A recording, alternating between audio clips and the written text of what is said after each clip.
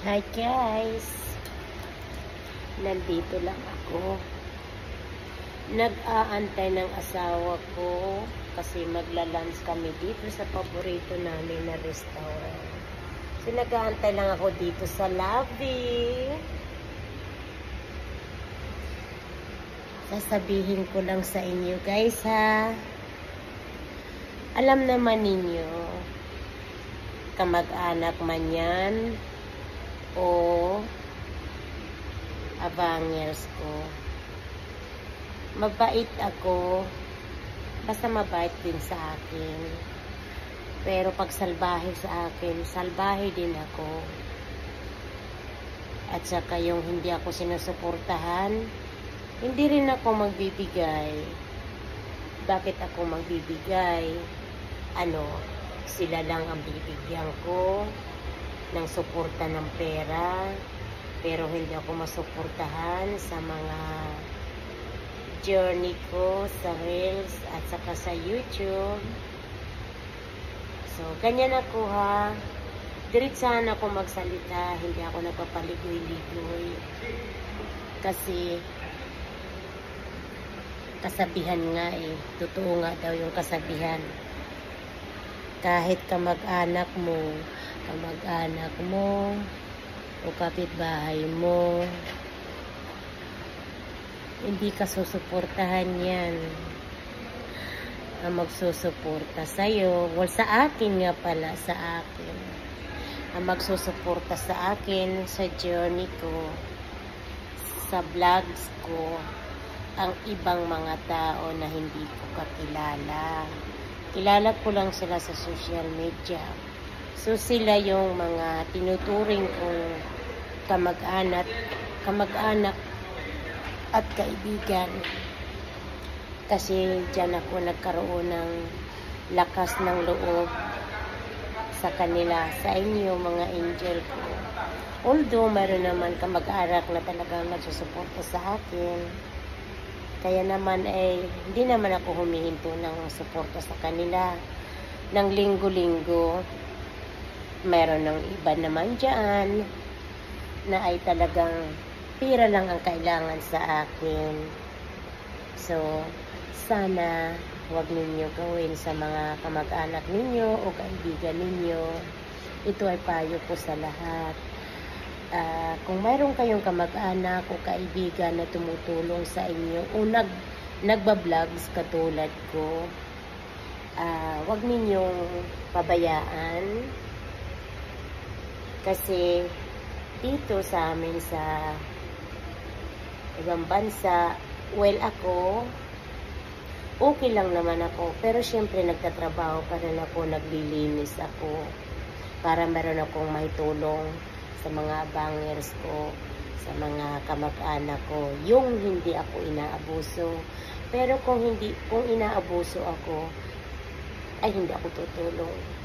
Kaya sabi ko sa inyo, pag kayo nangailangan sa akin, magme-message kayo sa akin, siguraduhin lang ninyo na susuportahan din ninyo ako. Pagpunta ko ng bahay ninyo, ang dami nagme-message sa akin na kailangan ninyo ng ganito, ng ganyan, na pera. Bakit naman kita bibigyan na kahit isang video ay wala ka di ka nanonood sa akin. Tapos mag-share ka, hindi mo pinanood. Pangit yun.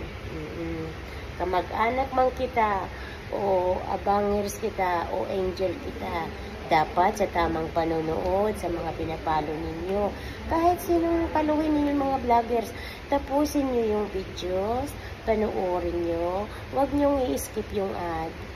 Kasi yun ang importante sa amin. So, ito ay payo ko lang sa lahat, hindi lang sa akin, hindi lang sa isa, ay para sa lahat. Ngayon, kung kailangan mo naman ng tulong ko, magme-message ka sa akin. Magme-message ka sa akin, ang ginagawa mo. Mayroong gumagawa sa akin niya. Kukuha siya ng mga pictures na nandoon sa hospital, na nakatihaya, na may mga operasyon, na may mga sakit na mga bata. Tapos yung tatay nila, kukuha sila sa online. Mga kinukuha nila yan. Tapos ipapadala sa akin, nahihingi ka ng tulong. Wag naman. Kasi ako, bago kita bigyan ng tulong, ay paghirapan mo muna, suportahan mo muna ako. Ganun lang yun. Diba? So, paano ba yan? Alam na ba ninyo? Palagi kong sinasabi yan sa inyo na hindi ako basta-basta natulong. Pag akong tumulong, todo akong tumulong. Pero, paghirapan mo naman. Kasi, ang pera ko dito ay pinaghihirapan ko. Naglilinis ako ng mga kubeta na may tae. Tapos, mga sipon-sipon, mga ihi, kung ano-anong nililinis ko. Tapos, ganyan ka lang. Di kita kilala, magmi-message ka, o kailangan ko ng pera, kasi ganito. Hi, hello. Magtrabaho ka. Okay, magtrabaho ka. Kasi ako, tumutulong ako kung karapat-rapat kang tulungan. Kamag-anak man yan, o kaibigan, o followers. Ganyan ako. Diretsahan ako magsalita. Matapang ako magsalita. Pero tagos dito sa damdamin ko ang ibig kong sabihin. So, tama na yung mga panluloko ng ibang mga tao dyan. Kasi ako ay nasa social media. Pinapacheck ko yung mga account nyo. O kaya naman ay yung IT ko. O kaya naman ay ako sarili ko. Saka yung tawag nito, pag kayo may kailangan o ikaw may kailangan, huwag naman tayong maglukuhan.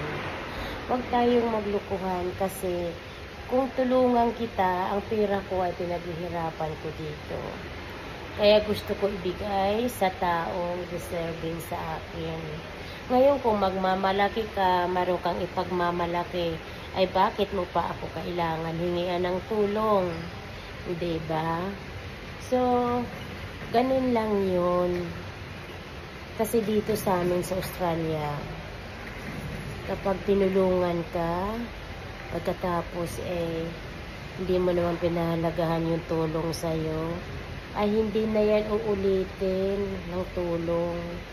Ganun kami dito. So, ganun din ako. Kahit anong sabihin mo ay Pilipina ako, o kapitbahay mo ako, o kamag-anak mo ako, o followers kita, ay pantay-pantay ang aking pakikitungo sa inyo. Kaya wag lang tayo maglukuhan. Kasi ako, wala akong pinag-aralan, pero mas matalino ito dito sa sasayo. Gets mo? Oh, magtrabaho ka. Diba? Kasi hindi naman pwede na hindi nga kita kilala, tapos bigla ka na lang magme-message sa akin na kailangan mo ng pera. Ang laki naman ang kailangan mo ng pera para sa hindi mo nga ako sinusuportahan manihingi ka ng pera sa akin.